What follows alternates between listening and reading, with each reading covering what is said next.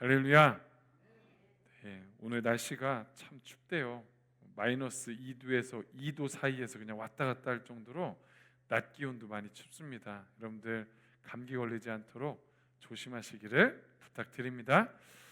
어, 제가 중고등학교 시절에 미국을 좀 떠올리면, 미국 하면 그때의 이미지들이 있어요. 사진들이 이렇게 보면 대부분 미국을 상징하는 게, 여러분 뭐가 있을까요? 미국 하면 자유의 여신상, 이렇게 횃불을 들고 있는 자유의 여신상이 생각이 나고요.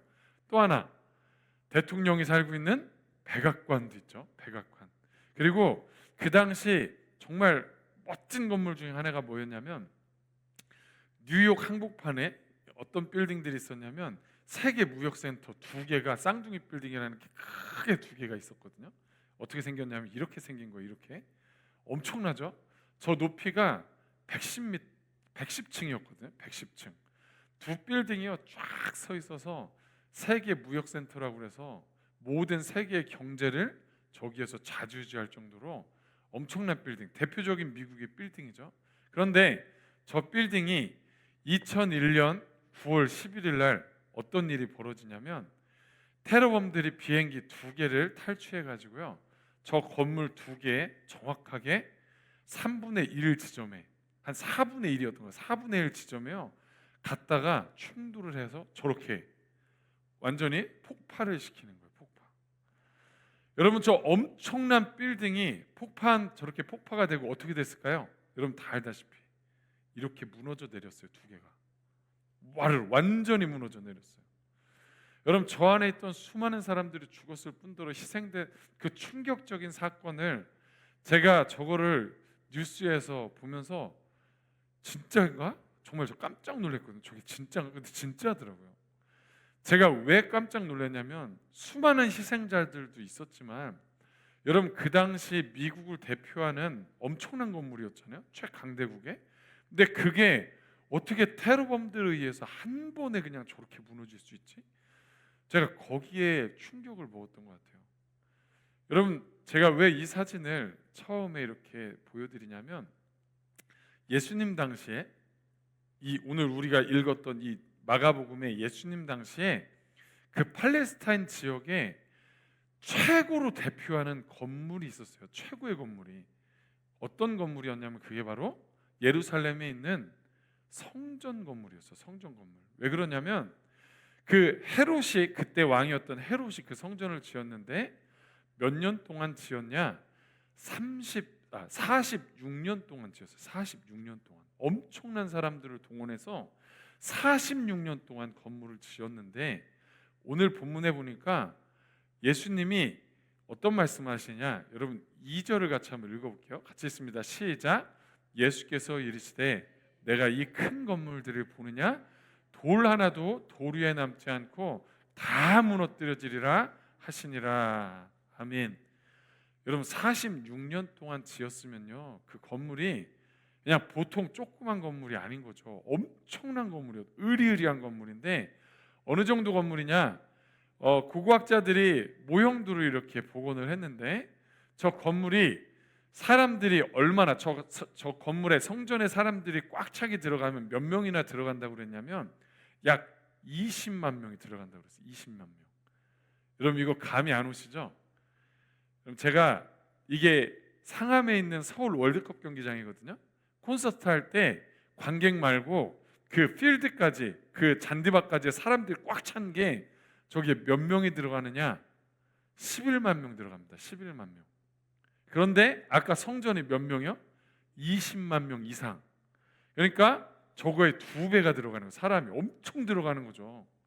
여러분, 상암 월드컵 경기장도 엄청 크거든요. 그런데 그거보다 사람이 더 들어가니까 건물이 엄청났다는 거예요. 그 성전에 들어가는 돌 중에 어마어마한 돌이 어떤 정도의 크기가 있었느냐? 여러분, 관광버스 아세요? 관광버스? 우리가 타는 관광버스. 그게 길이가 13m고 높이가 3m 정도 된대요. 돌이, 성전에 쓰여지는 큰 돌이요, 그 정도 되는 돌들이 착착착 성전에 세워졌다는 거예요. 그 성전이 지금은 진짜 돌이 하나 다 무너지고 딱 하나 남았거든요. 벽 하나가. 그게 통곡의 벽이라고 하는데, 여러분 보세요. 저거만 하나 남았어요. 성전에 벽 하나만. 사람들의 크기에 비해서 엄청 높잖아요. 쓴 돌들을 보세요. 저게 성전으로 지어진 건데, 여러분 그 당시 성전의 규모가 어느 정도였냐? 예루살렘의 도시가 있잖아요. 사람들이 사는 예루살렘의 도시의 6분의 1이 성전이었다고 할 정도로 엄청나게 크고 으리으리한 게 성전이었다고요. 그러니까 이 성전을 보는 사람들마다 거기에 압도될 수밖에 없는 거예요. 압도. 특별히 시골에서, 갈릴리라는 시골에서 올라온 제자들이 이 건물을 봤을 때 어땠을까요? 엄청났겠죠. 진짜 깜짝 놀랐을 거예요. 아마. 여러분 서울에 가면 우리나라에 롯데타워가 있거든요. 롯데타워가. 혹시 거기 이렇게 지나고 가보신 적 있으세요? 롯데타워 엄청 높잖아요. 우리나라에서 최고 높은 건물이니까. 제가 버스에서 이렇게 봐서는 끝이 안 보여요. 이렇게 봐서는 이렇게 해야 보일 정도로 엄청나요. 그 앞에 딱 가면 와 이렇게 되거든요. 저 성전이 진짜 그랬다고요. 그런데 예수님이 아까 뭐라고 하셨죠? 이 성전이 돌 위에 돌 하나도 남지 않고 다 무너지리라. 제자들이요 그 얘기를 들을 때 깜짝 놀랐어요. 왜? 아까 제가 미국의 그 쌍둥이 빌딩이 무너졌을 때 제가 충격을 먹은 것처럼 이 엄청난 건축물이 어떻게 무너질 수가 있지? 깜짝 놀란 거예요. 예수님이 그 얘기하는 거예요. 그래서 이들이 놀래서 예수님을 찾아가서 나중에 물어봅니다. 뭐라고 물어보느냐? 같이 읽어볼게요. 시작. 우리에게 이르소서 어느 때에 이런 일이 있겠사오며 이 모든 일이 이루어지려 할 때에 무슨 징조가 있사오리까? 아멘. 이 성전이 언제 그렇게 무너집니까? 왜? 그거 상상할 수 없는 일이거든요. 이게 그러니까 언제 무너집니까? 물어보는 거예요. 또 어떤 징조가 있습니까? 지금 그러니까 제자들이 지금 물어보는 게 두 가지 질문이에요. 첫 번째는 언제 무너집니까? 그리고 두 번째는 뭐죠? 질문이 그때 무슨 징조가 있습니까? 거든요. 제가 그거를 한번 이렇게 제자들의 두 가지 질문이에요. 어느 때에 이런 일이 있습니까? 그리고 무슨 징조가 나타납니까? 여러분 이게 마가복음 3장에서부터 17절 사실은 처음에 우리가 읽었던 1절에서부터 마지막 마가복음의 마지막 57절까지 사실은 이 내용이 예수님이 그것에 대한 어떤 대답들이 같이 거기에 포함되어져 있는 거거든요. 근데 이 본문이 왜 중요하냐면 여러분 어느 때에 일어나냐라고 했을 때 두 가지 예수님이 말씀을 하세요. 무화과 나무의 비유를 통해서 얘기하시고 타국으로 떠난 주인의 비유를 통해서 얘기하시는데 여러분 이 두 가지 질문에 대한 대답이 왜 중요하냐면 예수님의 그 예언이 이미 이루어진 예언도 있지만 지금 현재 진행형인 것도 있기 때문에 그래요. 지금도 오늘 본문에 예수님이 하셨던 그 예언이 지금도 이루어지고 있기 때문에 그래요. 그래서 성서학자들은요 오늘 본문을 뭐라고 얘기하냐면 종말론적 담론이라고 표현을 합니다. 이게 다시 말해서 뭐냐? 마지막 때에 일어날 일에 대해서 얘기하고 있다는 거예요. 여러분 우리가 종말론이라는 얘기 많이 들어보셨죠? 그리고 마지막 때라는 얘기를 많이 들어보셨을 거예요. 우리가 종말론 마지막 때 하면 믿지 않는 사람들한테 이런 얘기를 하면요 콧방귀 낍니다. 야 지금 마지막 때야 이러면 그래 너나 잘 믿어라 이러면서 뭔 마지막 때냐 하면서 그냥 이 세상을 살아가는 것에 관심이 있지 그 사람들은 그런 거에 생각을 안 해요. 근데 오래 신앙생활한 나이가 지긋하신 여러분들 정도 되시는 분들은 종말의 때 마지막 때 하면은요 약간 이미지가 어떤 이미지냐면 두려운 이미지를 좀 가지고 있어요. 왜 그러냐면 80년대 90년대 특별히 그때에 이 종말론에 대해서 엄청 얘기하면서요 그 예전에 막 무서운 포스터 많이 보셨죠. 종말에 대한 무서운 포스터. 그 다음에 짐승의 표라고 그래서 666표 바코드 그 다음에 마이크로칩 이런 거 받으면 지옥 간다 구원받지 못한다 하면서 절대 그런 거 받으면 안 된다 막 엄청 강조해가지고요. 종말론 마지막 때 하면 사람들이 어떤 생각이 먼저 들었냐면요, 두려움이 먼저 들었습니다. 그래서 이단들이 이 종말론을 가지고 굉장히 사람들을 미혹하고 두려움을 줘요. 그래서 이 마지막 때 너희들이 구원받기 위해서는 어떻게 해야 되느냐? 우리 단체에 들어와서 우리가 섬기는 이 주교를, 교주를 믿고 우리 교리를 믿고 우리 공동체에 들어와야만이 구원받을 수 있다 그러는 거예요. 대표적인 게 신천지잖아요. 14만 4천을 강조하면서 우리 공동체 안에 들어와야 구원받을 수 있다 그러면서 막 미혹을 하는 거예요. 여러분, 오늘 제가 이 본문을 통해서 여러분들하고 이야기하고 싶은 게 뭐냐면, 이게 지금 마지막 때를 우리가 살아가고 있는데, 그러면 이 마지막 때를 어떻게 살아가야 되느냐는 거예요, 우리가. 그래서 오늘 본문을 통해서 한번 어떻게 말씀하신지를 보면서 우리가 이 시대 종말의 때를 우리는 어떻게 살아야 되는가 오늘 좀 다시 한번 생각해보는 시간이 되셨으면 좋겠습니다. 먼저 아까 제자들이 여기 두 가지 질문을 했다고 그랬어요. 첫 번째 보면 어느 때에 이런 일이 있습니까? 라는 어떤 때에 대한 징조를 말씀하시는데, 이것이 28절부터 37절에 예수님이 대답하세요. 두 가지 비유를 통해서. 저 무화과 나무의 비유가 뭐냐면, 너희들이 무화과의 잎이 풍성해지면, 잎이 막 파릇파릇해서 잎이 많아지면 점점 여름이 가까운 것을 너희가 알지 않느냐라고 얘기를 하세요. 그러니까 딱 봤을 때 무화과 나무에 잎이 열렸네? 그리고 그 잎들이 점점 풍성해지네? 그러면 사람들이 뭘 알 수 있다고요? 여름이 가까운 걸 알 수 있다는 거예요. 또 타국으로 떠난 주인의 비유처럼, 주인이 외국으로 떠났어. 그럼 종들은 주인이 언제 올지 알까요, 모를까요? 얘기해 주지 않으면 몰라요. 이거는. 그러니까 종들은요, 늘 언제 오실까 하고 준비하고 있는 거예요. 왜? 주인이 말없이 갑자기 나타날 수 있잖아요. 그것처럼 이 마지막 때는 어떤 현상이 일어나냐면, 우리가 마지막 때라는 게 뭐예요? 예수님이 다시 재림하시는 그때를 우리는 알 수 있다, 없다? 없어요. 예수님이 언제 오시는지 우리는 알 수 없어. 그런데 마지막 때 예수님이 올 때가 가까워지는 그 징조는 우리가 알 수 있다, 없다? 있다는 거예요. 있다는 거. 무화과의 잎이 푸릇푸릇 열리는 것처럼 우리는 이제 주님이 곧 오시겠다라는 그 현상들을 통해서 우리는 발견할 수 있다는 거예요. 그런데 여러분, 성경이 그렇게 얘기하셨잖아요. 예수님이 다시 이 땅에 재림하시는 때는 천사도 모르고 그 아들도 모르고 아무도 모르되 누구만 안다고 그랬느냐? 하늘에 계신 하나님 아버지만 아신다고 그랬어요. 그렇죠?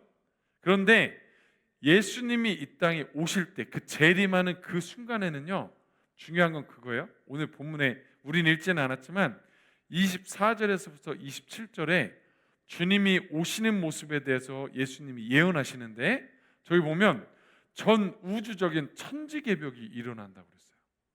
막 저기 보세요. 해와 달의 빛을 잃고 막 별들이 막 떨어지고 하늘의 권능들이 막 흔들리고, 딱 예수님이 재림하실 때는요, 모든 사람이 알 수 있도록 이 천지가, 우주가 막 개벽 정도로요, 엄청난 현상들이 일어나서 예수님이 오시는구나, 믿는 자나 믿지 않는 자나 다 알 수 있도록 예수님이 이 땅에 오신다고 지금 말씀하고 있는 거예요. 여러분, 이걸 통해서 우리가 뭘 할 수 있냐면, 첫 번째, 때에 대한 얘기를 하는 거예요.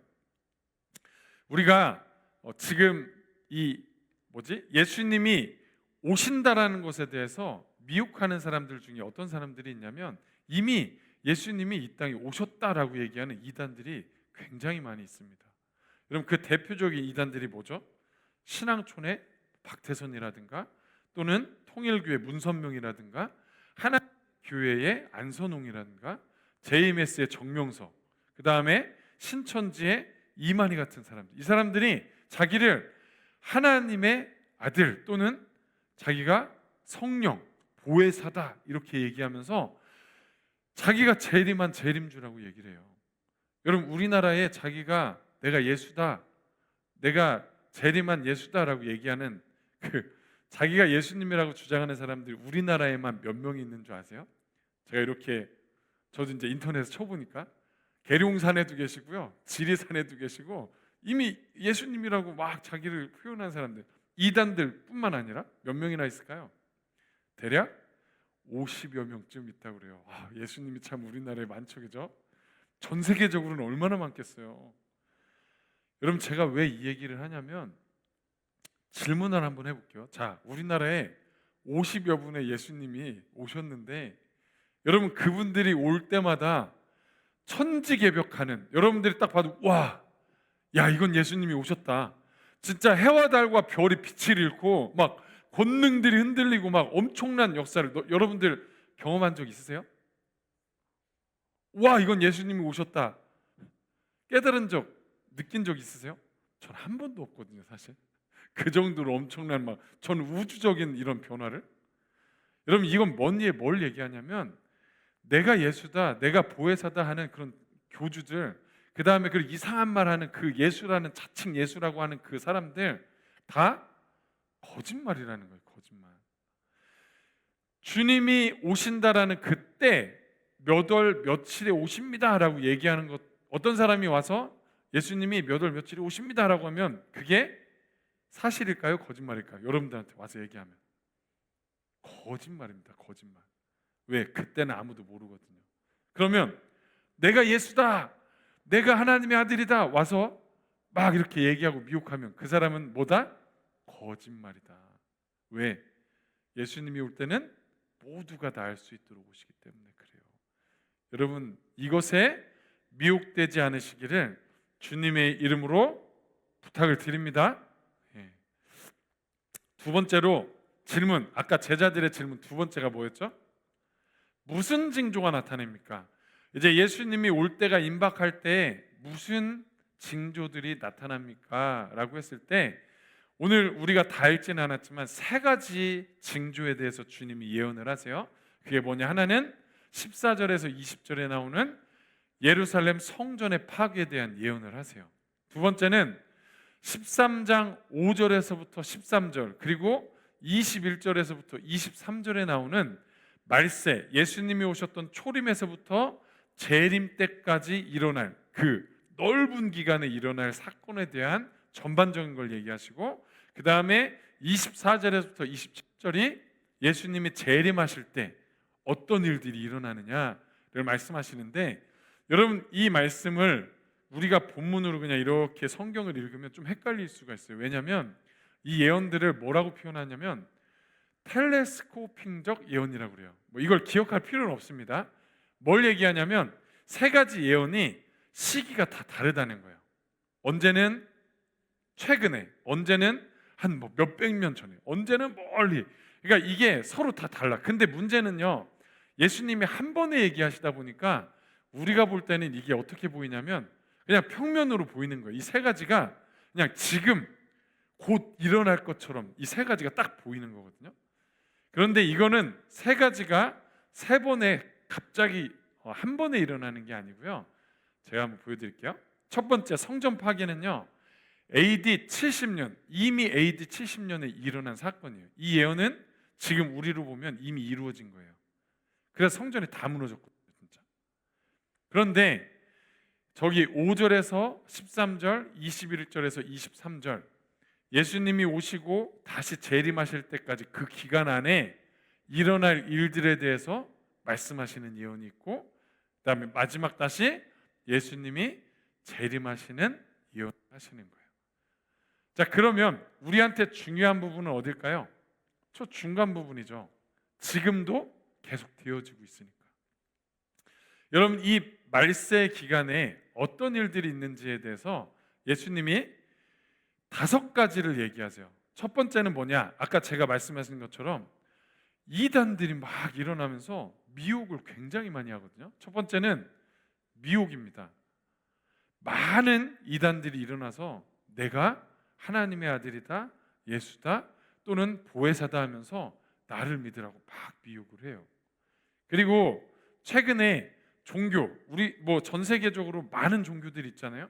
기독교도 있고 이슬람도 있고 불교도 있고 유대교도 있고 여러 가지 종교들이 있는데, 요즘에 대세적으로 많이 얘기하는 게 뭐예요? 종교다원주의입니다. 종교다원주의. 이게 무슨 얘기냐? 각자 형태들은 다 다르지만 다 구원에 이르는 데에 다 각자 끝에 가면 다 똑같은 구원에 이른다라는 거예요. 네가 믿는 종교나 내가 믿는 종교나 다 서로 존중하면서 다 끝에 가면 구원은 똑같다. 그러니까 우리 싸우지 말자, 이 얘기를 하는 거거든요.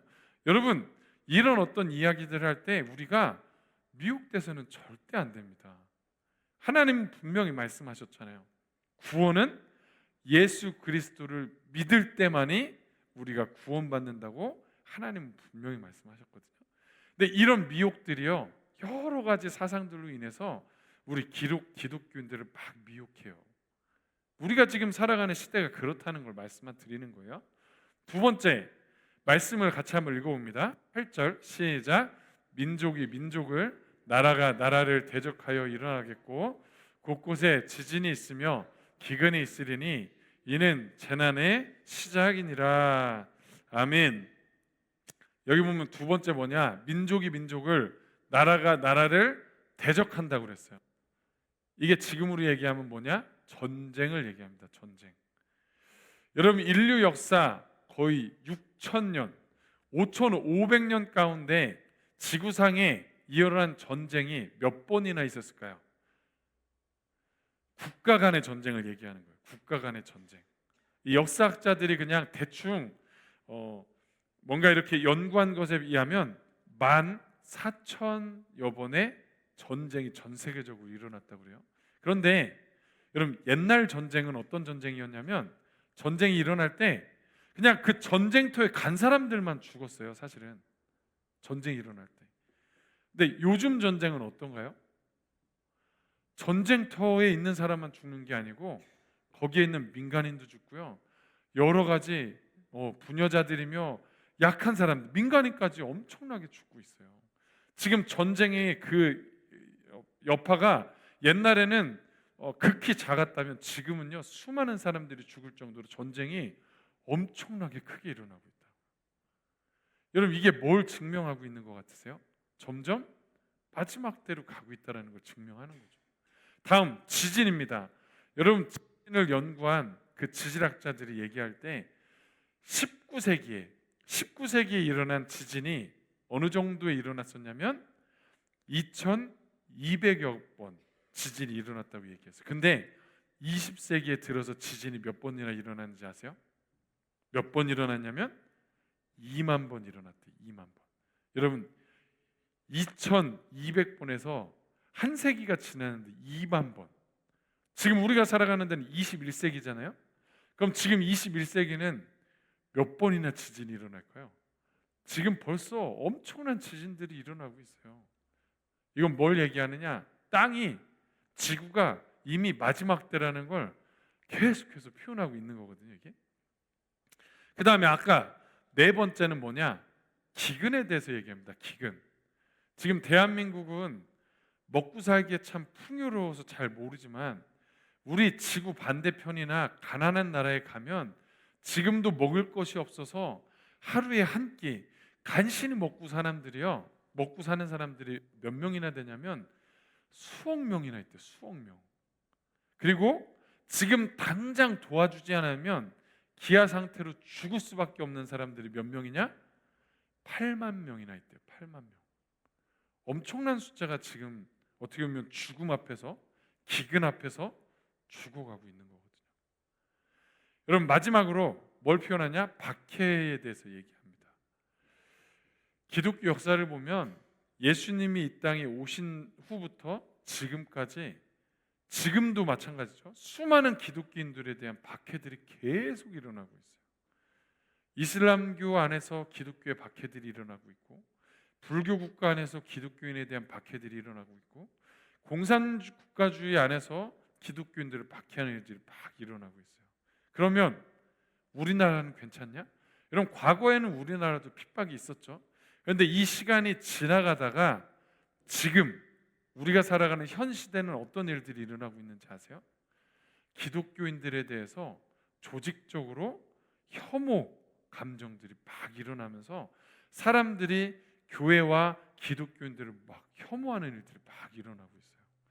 물론 거기에는 우리 기독교인들의 어떤 행실에 대한 부도덕한 일들과 연약함들이 나타나기 때문에 일어나고 있지만, 여러분 그게 예전에는 이렇게 조직적으로 막 일어나진 않았거든요. 근데 요즘에 기독교인들에 대한 공격과 혐오가 굉장히 심해지고 있다는 거예요. 그럼 이것들이 뭘 얘기해 주는 걸까요?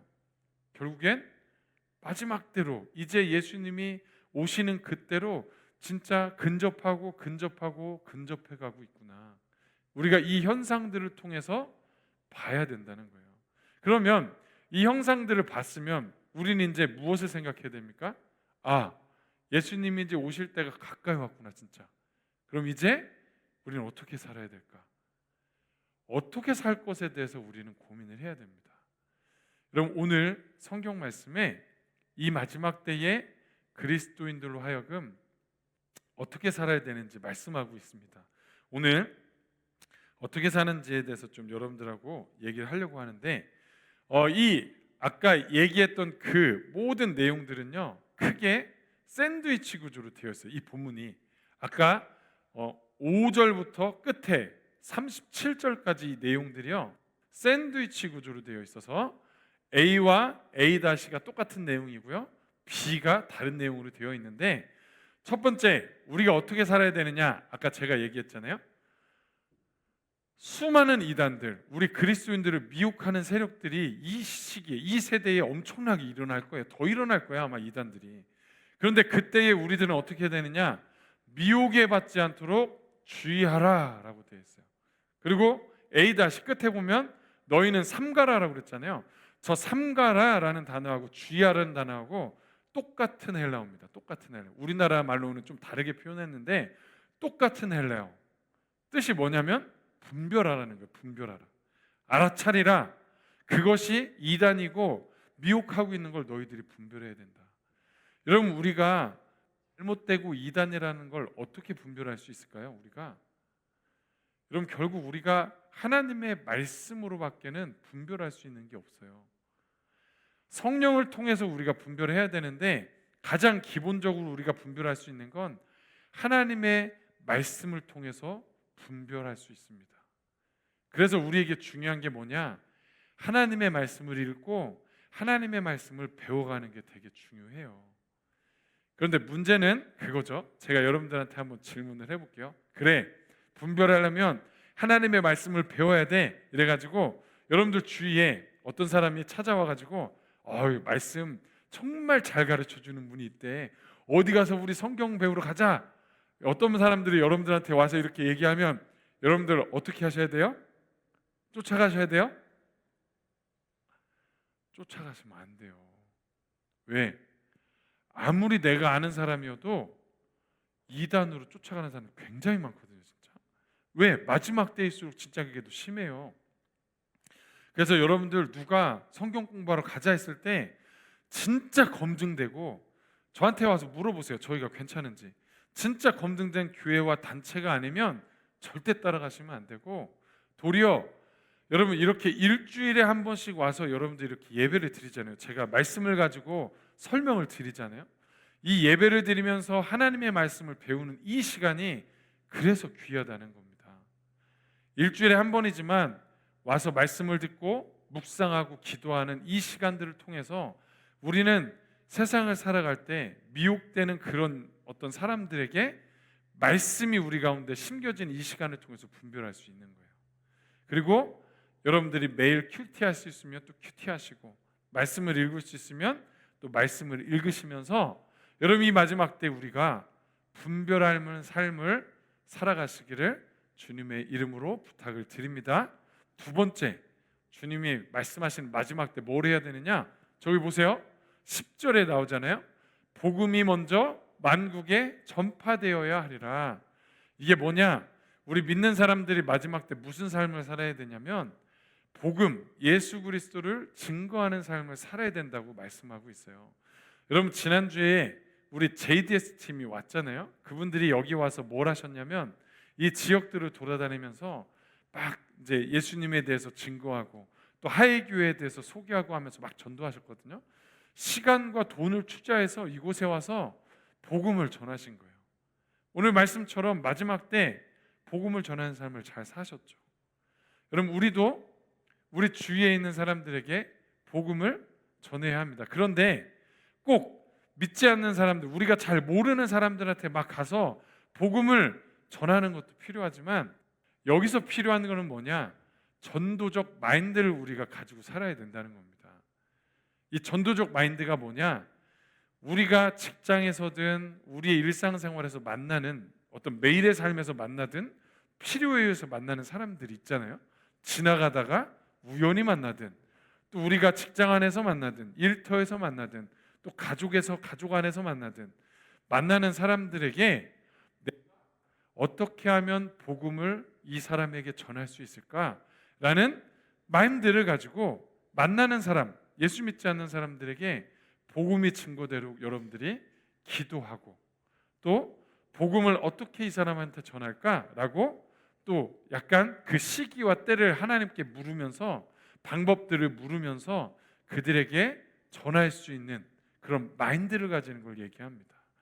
여러분들, 우리가 그냥 생판 모르는 사람들한테 예수 믿으세요라고 얘기하는 게 사실 쉽지 않아요. 어떤 사람들은 그게 쉬운 사람이 있는데 쉽지 않습니다. 그러면 이때 우리는 어떻게 해야 되느냐? 지금 알고 지내는 사람들 중에 어떻게 하면 저 사람한테 예수님을 전할 수 있지? 그 사람을 놓고 기도하기 시작하고, 그 사람에게 어떻게 접근할지에 대해서 고민하고 지혜를 구하면서 복음을 전하려고 하는 이 마인드, 복음적인 마인드를 가지고 살아가는 것이 우리에게 필요하다라는 거예요. 여러분, 예수님이 마지막 때에 예수 믿는 사람들이 어떻게 살아가는지에 대해서 얘기를 하시는데, 여러분 누가복음 17장 26, 27절을 같이 한번 읽어볼게요. 읽습니다. 시작. 노아의 때에 된 것과 같이 인자의 때에도 그러하리라. 노아가 방주에 들어가던 날까지 사람들이 먹고 마시고 장가들고 시집가더니 홍수가 나서 그들을 다 멸망시켰으며. 아멘. 인자의 때라는 건 주님이 다시 오시는 재림의 때를 얘기하는 거예요. 재림의 때가 언제랑 똑같냐? 노아의 때랑 똑같다는 거예요. 여기 보니까 방주에 들어가기 전에 사람들이, 노아는 얘기했겠죠. 이제 곧 심판하신다. 근데 사람들은 그때 듣지 않았어요. 뭐 하고 있었냐? 그냥 먹고 마시고 장가들고 시집가더라. 여러분, 우리가 먹고 마시는 게 잘못된 거 아닙니다. 시집가고 장가가는 거 잘못된 거 아니에요. 뭘 얘기하냐면, 그냥 일상에 우리가 살아가는 것에만 마음을 다 빼앗겨 있지, 주님이 오실 것에 대해서 아무런 대비, 그것에 대한 관심이 없다는 거예요.